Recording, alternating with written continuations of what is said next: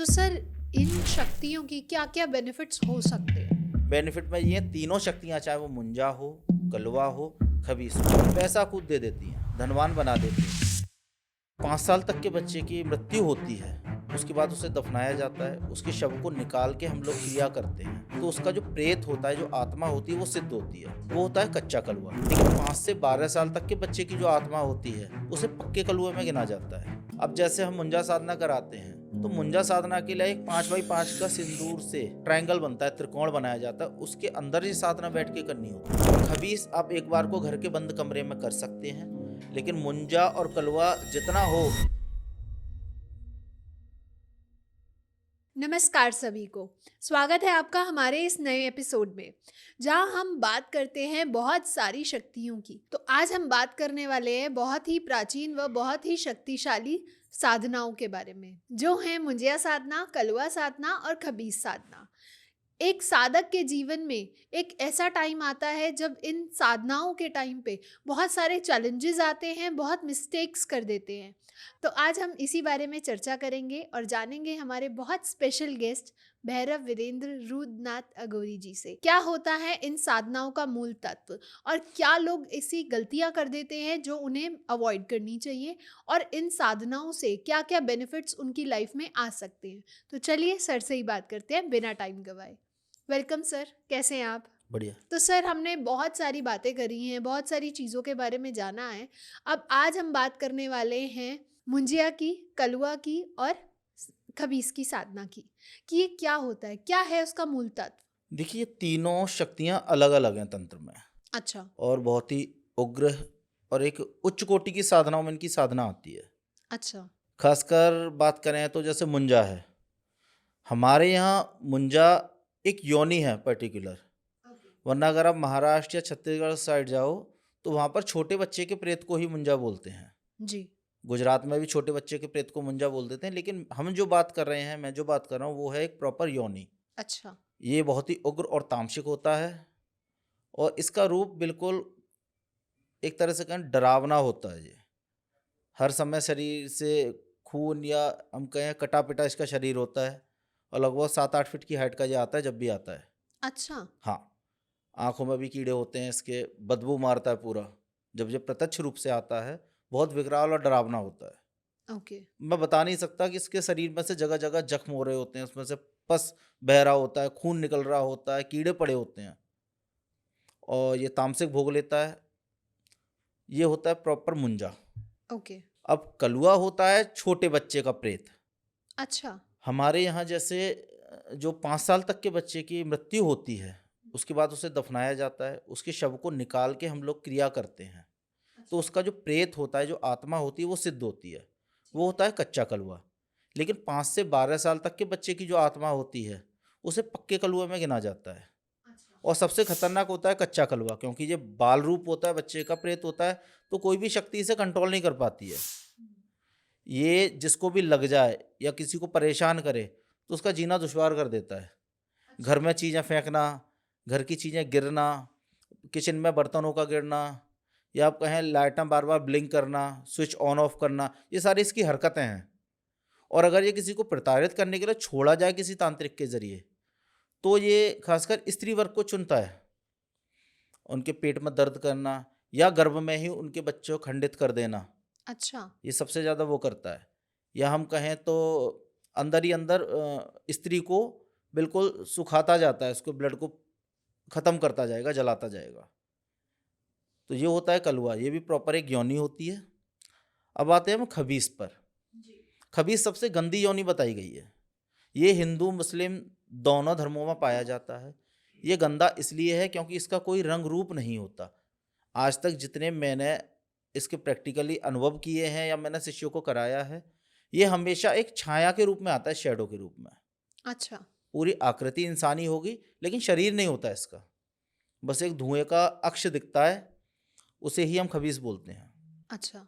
और ये गंदा होता है, बिल्कुल मलिन। इसका साधक हमेशा उसका जो हम बोलते हैं व्यक्तित्व गंदा ही हो जाता है, उसका चरित्र खराब हो जाता है, जिसे भी ये सिद्ध होता है। इसलिए साधारण हम किसी गृहस्थ साधक को इसे नहीं करवाते, ना ही सलाह देते कि आप खबीस साधना करो। यदि कोई अकेला है, उसके आगे पीछे कोई नहीं है और वो चाहता हो नहीं मैं यही करूँगा, तो हम करवाते हैं। क्योंकि ये गंदा है तो मनुष्य की प्रवृत्ति भी अपने तरीके से गंदी कर देता है। इतनी गंदी कर देता है कि इसके साधक को स्त्रियों में वासना दिखाई देती है। अच्छा। चाहे वो फिर उसकी माँ हो, चाहे बहन हो, चाहे बेटी हो। उसकी आँखों में दोष आ ही जाता है और शरीर से अजीब बदबू मारने लगती है। 4-4 दिन, 10-10 दिन नहाना नहीं, जो मिल जाए उल्टा-सीधा सब खा रहे हैं, ख़ासकर तामसिक भोग। शराब, मांस का सेवन इतना हो जाता है मनुष्य का कि उसकी प्रवृत्ति बिल्कुल खराब हो जाती है, दूषित हो जाती है। ये अपने जैसी प्रवृत्ति साधक की भी कर देता है। इसका सबसे बड़ा दोष यही है। बाकी बेनिफिट ये बहुत करते हैं। अच्छा, तो बेनिफिट्स तो मैंने सुना है सर सारे ही करते हैं, तो कैसे डिफरेंस है इन तीनों में अगर मैं बात करूँ तो? देखिए, मुंजा जब सिद्ध होता है, तो हम जो साधना कराते हैं मुंजे की, वो 3 से 11 दिन की होती है। बेसिकली 3 दिन की होती है, लेकिन कभी-कभी क्या होता है, ये तीसरे दिन से अनुभव देना शुरू करता है। अब अनुभव दे रहा है तो हम साधना को रुकवाते नहीं हैं, हम उसे कंटिन्यूअसली करवाते हैं आगे। तो मैक्सिमम वो 11 दिन या 7 दिन हो जाती है। लेकिन अगर इसके वचन होते हैं साधक से, तो इस साधक को सबसे बड़ी बात है ये धन ला के देता है। अच्छा। जिसे हम बोल सकते हैं गोल्ड के रूप में, ज्वेलरी के रूप में ये देता है, या ज़मीन से गड़ा धन दिखा देता है, उसे निकाल के भी दे देता है। इस तरह के काम ये करता है। और एक आधी केस में देखा गया कि मुंजे द्वारा नोटों की बारिश भी की गई है। ओके। हाँ, तो ये साधक को धनवान बनाता है, लेकिन बदले में ये उससे वही चाहता है, तामसिक भोग, उसकी विकृति खराब करना, और अगर स्त्री साधिका है तो शायद ये फिजिकली डिमांड भी करता है। अच्छा, तो मतलब मेल और फीमेल दोनों तरीके के साधक और साधिकाएं मुंजिया, खबीस और कलवा सिद्ध कर सकते हैं? हाँ, कोई भी कर सकता है, चाहे वो स्त्री हो चाहे पुरुष हो, कर कोई भी सकता है। बस शर्त वही है कि शक्ति उग्र है, तामसिक है, विकृति खराब है, तो वो कहीं न कहीं आपको यूज़ करेगी ही करेगी, आपसे डिमांड करेगी ही करेगी, उल्टी-सीधी डिमांडें ज़्यादा करते हैं। तो इसलिए इन शक्तियों को ज़्यादा टाइम तक सिद्ध करके हम रखते नहीं हैं। अपना काम किया, उसके बाद इनका विसर्जन करवा देते हैं। तो सर जब एक स्त्री साधिका इनको सिद्ध करती है, इन शक्तियों को सिद्ध करती है, तो क्या उनकी प्रवृत्ति पे भी कोई असर आता है? बिल्कुल आता है।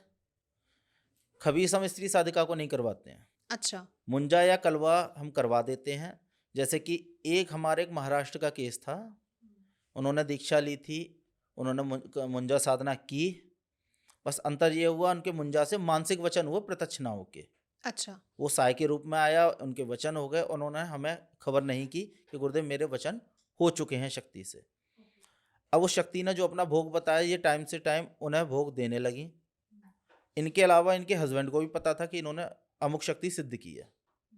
ये समय से उसे भोग देती, वो धीरे धीरे इन पे हावी होने लगा, इन्हें फिजिकली यूज करने लगा। अच्छा। हाँ, इन दोनों कपल्स के बीच में अंडरस्टैंडिंग बढ़ गई, आपस में तालमेल नहीं बैठ रही, किसी भी चीज़ पे तुरंत चिड़चिड़ापन स्वभाव हो गया, तो लड़ाई झगड़े शुरू हो गए। या हम ये कहें तो रात को एक बेड पर ये सोते ही नहीं थे, या हम दूसरे शब्दों में कहें वो इन्हें सोने ही नहीं देता था। कहीं ना कहीं वो उनका फिजिकली यूज कर रहा था, मेंटली भी फिजिकली भी। तब जब समय ज़्यादा हो गया, उनके हस्बैंड ने हमसे कांटेक्ट किया, गुरुदेव ऐसे ऐसी चीज़ है। तब हमने उन्हें बुलाया आश्रम पे। जब हमने उसे बिठाया और बात की, तब वो मुंजा जब सामने आया, तब उसने क्लियरली बोला कि इसने वचन लिए है मुझसे कि मैं इसे पैसा दूंगा तो ये बदले में खुद को मुझे देगी। अच्छा। ऐसी कंडीशन उन्होंने आपस में डील कर ली थी पहले ही, जिसका हमें बताया ही नहीं था। फिर हमने कहा इसे शॉर्ट कैसे किया जाए, उससे पूछा, काफ़ी देर मशक्क़त करनी पड़ी। फिर हमने अपनी 1-2 शक्तियों को और बुलाया, तब उस पर थोड़ा प्रेशर डाला, तब वो उस चीज़ के लिए तैयार हुआ। अच्छा। तब उसका हमने विसर्जन करवाया। आज वो ठीक है बिल्कुल, और यहाँ से बिल्कुल ओके कर गई हैं। ओके। तो सर इन शक्तियों की क्या-क्या बेनिफिट्स हो सकते हैं? बेनिफिट में ये तीनों शक्तियाँ, चाहे वो मुंजा हो, कलवा हो, खबीस हो, पैसा कूद दे देती हैं, धनवान बना देती हैं, समाज में मान सम्मान भी मिल जाता है। लेकिन बस वही है, ये ज़्यादा समय तक के लिए नहीं होता, अच्छा। क्योंकि आपकी प्रवृत्ति भी तो खराब होती जाएगी। अब ऐसा नहीं है कि आपको पैसा मिल रहा है, आप लखपति करोड़पति बन गए, लेकिन मानसिकता आपकी और दूषित होती जाएगी। क्योंकि वो आपको जब इतना पैसा दे रहा है तो बदले में आपसे कुछ ना कुछ लेगा जरूर, और जब लेगा तो आपका लॉस होगा ही होगा, फिर वो चाहे मेंटली हो, चाहे फिजिकली हो, चाहे फाइनेंशियली हो। तो आपका यूज़ कहीं ना कहीं करेगा ही।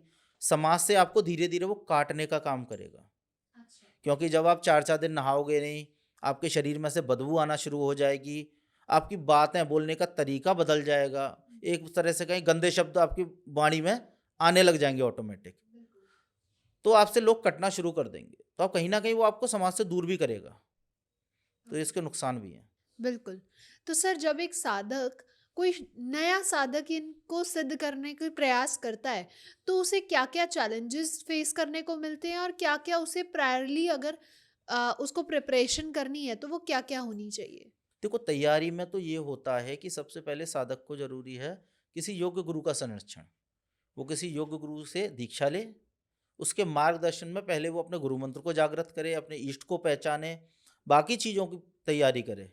अच्छा। ये चीज़ें बहुत बाद की होती हैं, तुरंत में नए साधक को ये साधनाएँ हम नहीं करवाते। अच्छा, मतलब अगर कोई ये साधक इन शक्तियों की साधना करना चाहता है, तो उसका गुरु मार्गदर्शन में ये सब करना अनिवार्य है। बिल्कुल, बिना गुरु के ये साधनाएँ घातक हो सकती हैं, इसके नुकसान हो सकते हैं, हेल्थ इश्यू आ सकते हैं, मेंटली डिस्टर्ब भी हो सकता है इंसान, ओके। क्योंकि ये साधक को पूरा कंट्रोल करने की कोशिश करती हैं, अहित भी करती हैं, कभी-कभी चोट भी पहुँचा देती हैं हुँ।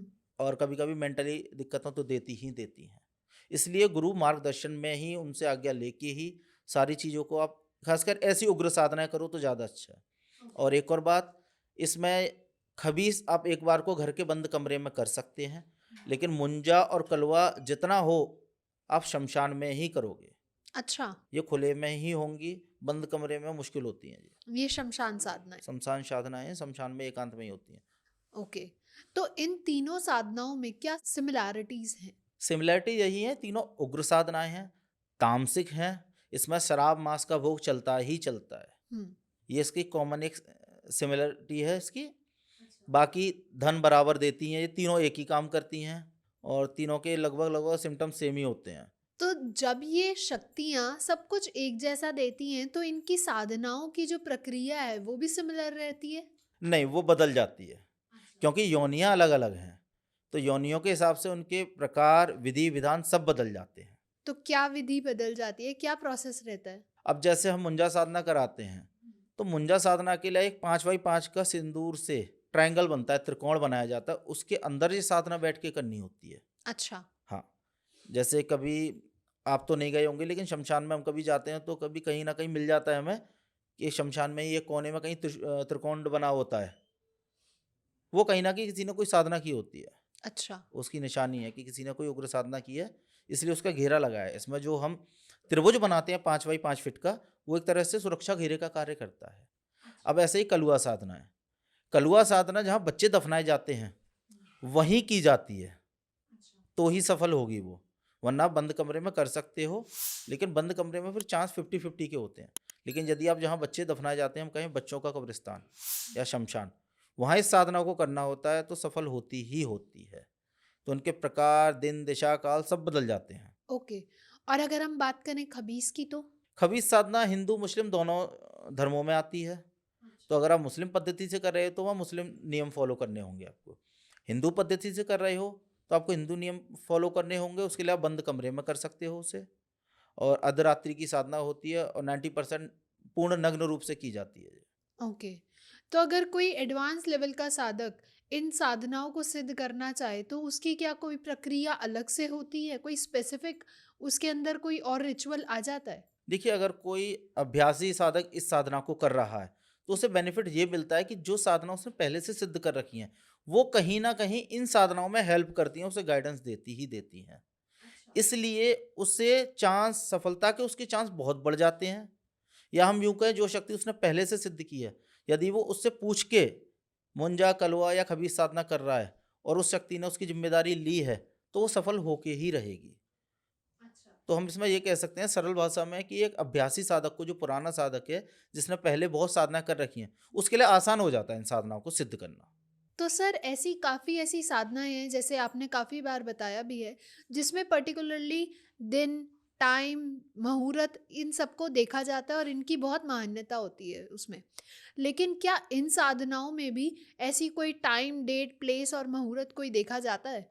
हम तंत्र में मुहूर्त नहीं देखते, हम केवल तिथि या दिन देखते हैं। जैसे ये तामसिक साधनाएं हैं तो ज़्यादातर शनिवार या अमावस्या से शुरू होती हैं। जी। तो बस ये ज़्यादातर हम देखते हैं, बाकी मुहूर्त का इसमें कोई विधान नहीं है। अर्धरात्रि में होती हैं, शमशान में होती हैं, तो शनिवार या अमावस्या देखना होता है हमें और साधना हम शुरू करवा देते हैं। तो सर आपके एक्सपीरियंस में या आपने कितने साधकों को ये साधनाएँ कराई हैं, तो उनके एक्सपीरियंस में अगर आपने नोटिस किया है, तो क्या डिफरेंस रहा है और क्या अलग अनुभव रहे हैं आपके? देखिए, साधना हमने कई साधकों को कराई हैं, अनुभव भी सबके अलग-अलग होते हैं, क्योंकि सबके पास अलग-अलग शक्ति जाती है। अच्छा। क्योंकि यहाँ हम बात कर रहे हैं एक योनि की पर्टिकुलर, तो मुंजा कोई एक नहीं है, हज़ारों लाखों की संख्या में उस योनि में मुंजा हैं। तो हर एक साधक के अलग-अलग एक अनुभव रहे हैं। जैसे कि किसी के पास जाता है तो कटा हुआ जाता है, जिसके चेहरे से खून आ रहा हो या आँख फूटी हो। किसी के पास नॉर्मल जाता है वो, केवल बदबू मारता हुआ, लेकिन शरीर पर कोई कट नहीं, निशान नहीं। किसी के पास पूर्ण वस्त्रों में जाएगा, किसी के पास नग्न भी पहुँचता है। तो सबके अलग-अलग अनुभव होते हैं। खबीस लेकिन जितनों ने किया है, सबके पास उसका सेम ही अनुभव रहा है कि उसका शरीर नहीं होता, वो धुएँ की शक्ल में ही आता है। और कलुए का मैं कहूँ तो कलुआ 80% दिखता है, 20% दिखता ही नहीं है, केवल शरारत दिखती है उसकी, कि कभी लाइट ऑफ कर दी, ऑन कर दी, कभी बर्तन गिरा दिए, कभी आके आपको छेड़ दिया, कभी कुछ कर दिया, कभी दीपक बुझा देगा, कभी माला छीनेगा हाथ से, कभी भोग के बर्तनों को लेके भाग जाएगा। तो ये अनुभव कलुए के तो सेम रहते हैं। मुंजा के अनुभव सबके बदल जाते हैं। अच्छा। हाँ। तो कलवा तो वैसे भी एक छोटा बच्चा है, तो वो अपनी हरकतें दिखाता जी, होगा। बिल्कुल। तो सर जैसे अभी हमने काफ़ी सारी बातें करी, तो ऐसे ही मेरा एक सवाल है कि खबीस साधना को लेके लोग काफ़ी डर जाते हैं। तो क्या ये रिस्की होती है? खबीस साधना बहुत रिस्की है। मुंजा और कलवा की अपेक्षा खबीस ज़्यादा खतरनाक है एक साधक के लिए। अच्छा। क्योंकि यदि साधक इसकी साधना में कोई गलती करता है तो जो उसे नुकसान पहुंचाता है। बाकी रिस्की ये ऐसे है क्योंकि ये गंदा है, इसकी प्रवृत्ति गंदी है, तो ये स्थान लेता है। साधक जब इसे सिद्ध करता है तो इससे स्थान मांगेगा। अच्छा। तो इसका स्थान रहता है खासकर, जैसे हमारे टॉयलेट्स हो गए, कमोड शीट, अच्छा। खासकर ये वहाँ रहता है, या गंदी नालियों के किनारे। आप घर के बाहर नाली जो होती है ना, सीवेज पाइप, वहाँ आप इसे स्थान दे सकते हो। ये वहाँ स्थान लेता है। कभी कभी ये अंग पर भी, बॉडी के पार्ट पे भी स्थान लेता है। तो साधक को वहाँ थोड़े से दुष्परिणाम आते हैं यदि ये शरीर पर स्थान लेता है तो। क्योंकि शरीर का वो अंग ये धीरे धीरे खाना शुरू कर देता है, उस अंग में रोग बनना शुरू हो जाते हैं। अच्छा। तो ये बहुत रिस्की है, फैमिली वाला नहीं कर सकता, ना हम इसे कराते, क्योंकि इससे सबसे पहले मेंटल कंडीशन खराब होती है, विकृति जैसे बोलते हैं, मनोविकृति। तो इसलिए हम इसे नहीं कराते किसी को। ओके। तो अगर कोई साधक इन साधनाओं को करते-करते उससे कोई भूल हो जाए या कोई मिस्टेक हो जाए या वो बीच में रुक जाए, तो इसके क्या दुष्परिणाम हो सकते हैं? दुष्परिणाम तो बहुत होते हैं, लेकिन हम अपने साधकों को एक प्लस पॉइंट देते हैं कि यदि आपसे साधना के दौरान कोई गलती हो जाए, आप एट ए टाइम हमें कॉल करिए, हमें बता दीजिए कि गुरुदेव ऐसे ऐसे मुझसे गलती हुई है। उसके बाद हम आपको सेव कर देते हैं, आपको कोई नुकसान नहीं होगा। वो सारी दिक्कतें हम अपने हिसाब से देखेंगे, उसे हैंडल करेंगे, लेकिन आप तक कोई भी आँच नहीं आएगी। तो ये हम साधकों को एक सुविधा देते हैं अपनी तरफ से। बाकी इसके दुष्परिणाम तो बहुत होते हैं तीनों शक्तियों के, जैसे मैंने पहले बताया, मेंटल कंडीशन खराब हो जाती है, घर में काय कलेश बढ़ जाते हैं, उत्पात बढ़ जाते हैं, चीज़ों टूटने फूटने लग जाती हैं, खासकर इलेक्ट्रॉनिक आइटम या घर के बर्तन। अच्छा। हाँ, और खबीस सबसे ज़्यादा मेंटल कंडीशन को डिस्टर्ब करता है। वो और कहीं टारगेट नहीं करेगा, वो घर की स्त्रियों को टारगेट करता है। आपके जरिए वो घर की स्त्रियों को परेशान करेगा। अच्छा। तो अगर आप समय रहते हमें बताते हो, जैसे आपने कोई साधना हमारे द्वारा की है और आपने उसमें कोई गलती कर दी, आप हमें बताओ, हम आपको सेव कर देंगे। तो ऐसा कभी आपके पास कोई एक्सपीरियंस आया कि किसी साधक ने आपको बिना बताए या किसी और गुरु के संरक्षण में किसी साधक ने करा हो या खुद से सेल्फ प्रैक्टिस किया हो और उसको कोई ऐसी दिक्कतें आई हों? हाँ, एक साधक था हमारा, जो रात्रि में बस कुछ नहीं, उसने अपने दोस्तों के साथ थोड़ा सा ड्रिंक व्रिंक कर लिया, पार्टी बोलते हैं जैसे, और बस वो सामान लेके शमशान पहुंच गए रात को 12 बजे। अच्छा। हाँ, कि मेरे को साधना करनी है, हमें पता ही नहीं है। शमशान पहुंच गए भाई साहब अपने एक दोस्त को लेके, और साथ में वो चिकन मटन जो सामान था वो ले गए, नॉनवेज। वहाँ जाके इन्होंने एक जलती चिता के बराबर में बैठ के अपना पूजन शुरू कर दिया, नशे में थे बिल्कुल। अच्छा। वहाँ जब तांडव मचना शुरू हुआ, शक्ति आई और इन्हें पकड़ के हिला दिया, इनका सारा नशा छूमंतर। इनका जो दोस्त था वो सबसे पहले भागा। अब इनके पास कोई ऑप्शन नहीं, अब ये वहां से हमें फोन करते हैं रात्रि में। अच्छा। अब ये रोते हुए बस उसने एक ही बोला, गुरुदेव बचाओ। अब मैं पूछ रहा हूँ क्या हुआ, अब ये रोए जाए, गुरुदेव ऐसे ऐसे हो गया। मैंने कहा तुमने दारू पी है? कि हाँ गुरुदेव गलती हो गई, जिंदगी में दारू नहीं पीऊंगा, बस आज निकाल दो कैसे भी। होता है ना कि नशेबाज आदमी एक बार बोलता है बस आज पी ली, कैसे भी घर पहुंच जाऊं, दोबारा नहीं पीऊंगा। सेम कंडीशन उसकी थी। और रोता हुआ मैंने कहा ठीक है पता बता कहाँ है? कि शमशान में। मैंने कहा शमशान का पता तो बता भाई, कहाँ पर है? तो वो फरीदाबाद का बंदा था। अच्छा। उसने अपने शमशान का पता भेजा, मैंने कहा लोकेशन भेज। अब वो लोकेशन ना भेज पाया, मैंने कहा ठीक है, उसने पता दिया। मैंने तुरंत वहाँ जैसे भी हम करते थे हमने उसकी प्रोटेक्शन लगाई। मैंने कहा आप सीधे घर पहुँचो। अब वो रोए जाए जैसे तैसे वो घर पहुंचा। फिर सुबह मैंने उसे कॉल करके पहले तो सबसे पहले बहुत डांटा। मैंने कहा अगर तेरे को कुछ हो जाता वहाँ, तुम हमें बिना बताए गए हो, घर वालों को पता नहीं है तुम्हारे को, तुम वहाँ पहुँच गए हो वो भी सारा सामान लेके रात्रि को 12:30-1 बजे। अगर तुम्हारे साथ कोई घटना हो जाती इसका जिम्मेदार कौन होता? बिल्कुल। अब वो माफ़ी मांगे, ये करे वो सारी चीज़ें, तो ये बहुत ज़्यादा मैस हो जाता है। तो ये एक अनुभव है साधक का, बिना गुरु के करने का या बिना गुरु को बताए करने का। जान तक पे बनाती है। बिल्कुल। अच्छा। इसलिए कहा जाता है फिजिकली भौतिक गुरु जरूरी है, जो आपको गाइड कर सके या आधी रात को बचा सके यदि आप कहीं फंसते हो तो। तो सर जैसे कि आपने बताया कि ये जो साधनाएं हैं वो उग्र होती हैं और तांत्रिक होती हैं, तो इसका पर्टिकुलरली अगर कोई साधक करना चाहे तो उसका क्या लाइफस्टाइल, स्लीप, डाइट, इनमें क्या प्रभाव पड़ता है? देखिए साधना के दौरान जो हम 4 नियम फॉलो करवाते हैं उसमें से एक है आपका खान पान। अच्छा। तो किसी भी साधना को, चाहे वो फिर तामसिक हो, उग्र हो या सात्विक हो, देवीय साधना हो, आपको सात्विक भोजन ही लेना होता है। अच्छा। हाँ, आप शक्ति को शराब मांस का भोग दे सकते हो, लेकिन आपको सात्विक भोजन ही ग्रहण करना है, आपको शराब मांस का सेवन नहीं करना है। और रात्रिकालीन साधनाएं होती हैं तो उस पर हम जोर देते हैं कि आप सुबह उठ के आराम से सो सकते हो। अगर आप एक वर्किंग में नहीं हो, ऑफिस वाले नहीं हो, तो आप पर्टिकुलर अपनी नींद पूरी करो सुबह आराम से, फिर अपने कोई काम धाम करो। क्योंकि नींद जब तक नहीं लोगे अगले दिन आप साधना नहीं कर पाओगे। क्योंकि साधना की बैठक नॉर्मल 3 से 4 घंटे पहुंच जाती हैं, मंत्र जाप होते हैं प्रॉपर, तो एनर्जी जाती ही जाती है, एनर्जी लूज होती ही होती है बॉडी से।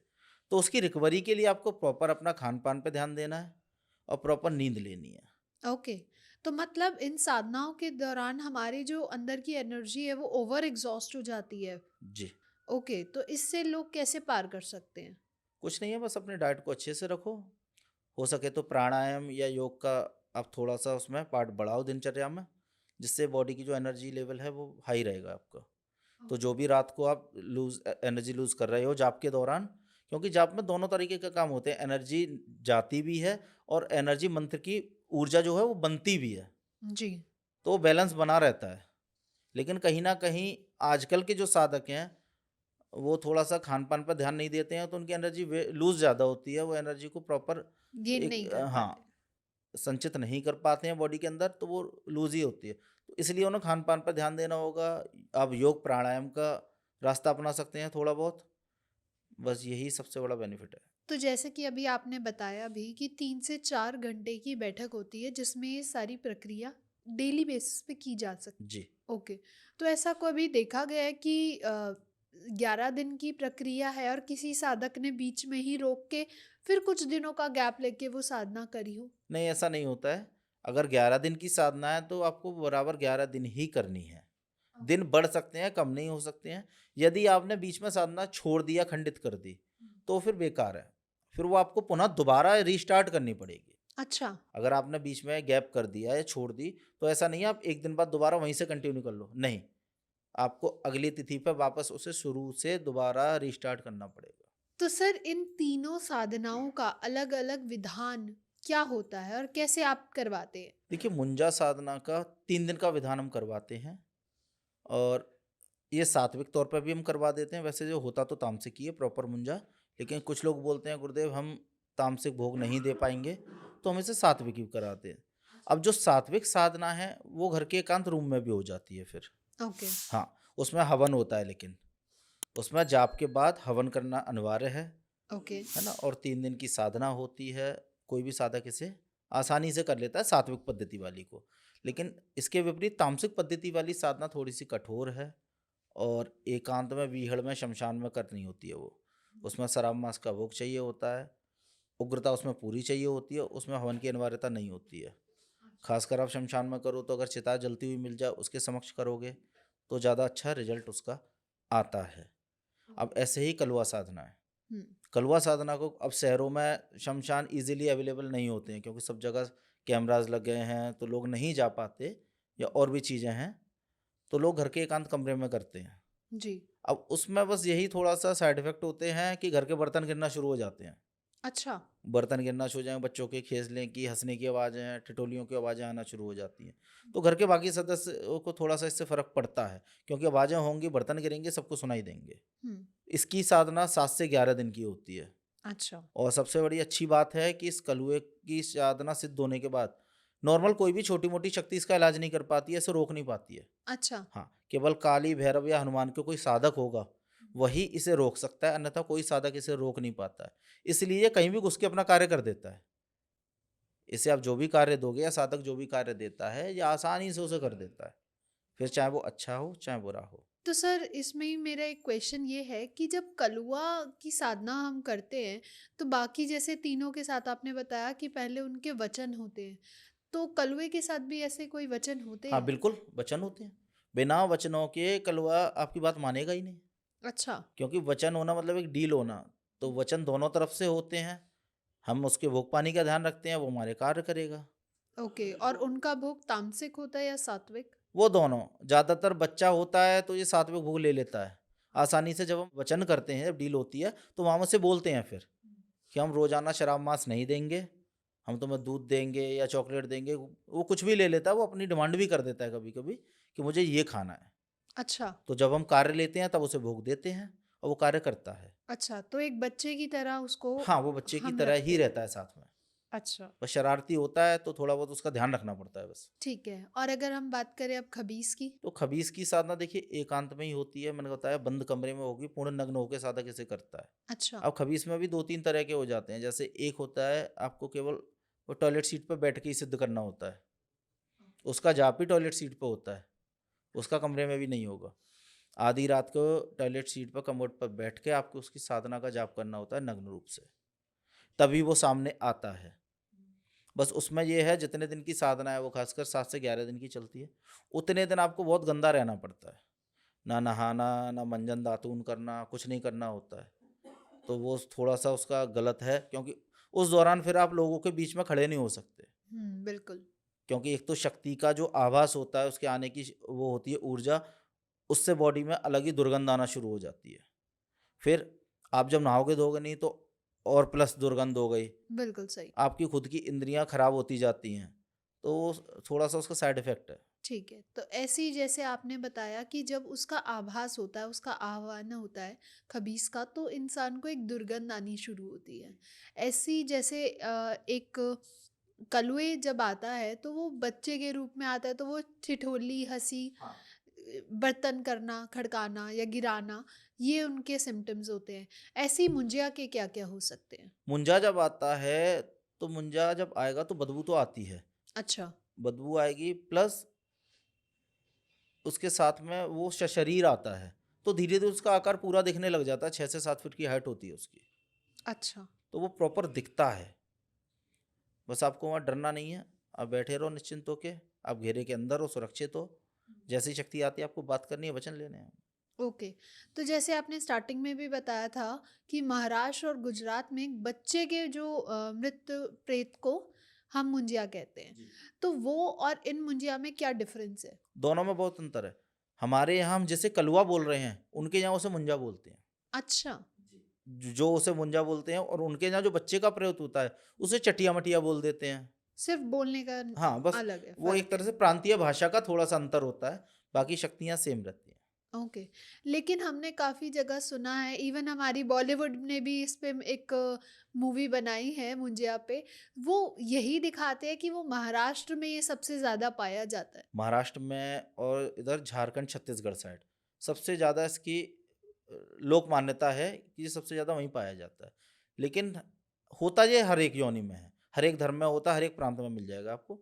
बस शाब्दिक भाषा का अंतर पड़ जाता है बस। ओके, और इसको कहीं ना कहीं ब्रह्म राक्षस से भी रिलेट किया जाता है, तो इसमें कितनी सच्चाई है? नहीं, इसमें कोई सच्चाई नहीं है। ब्रह्म राक्षस पूरा अलग है अच्छा। और मुंजा कलुआ बिल्कुल अलग है। दोनों की शक्तियों में भी काफी डिफरेंस होगा। बहुत।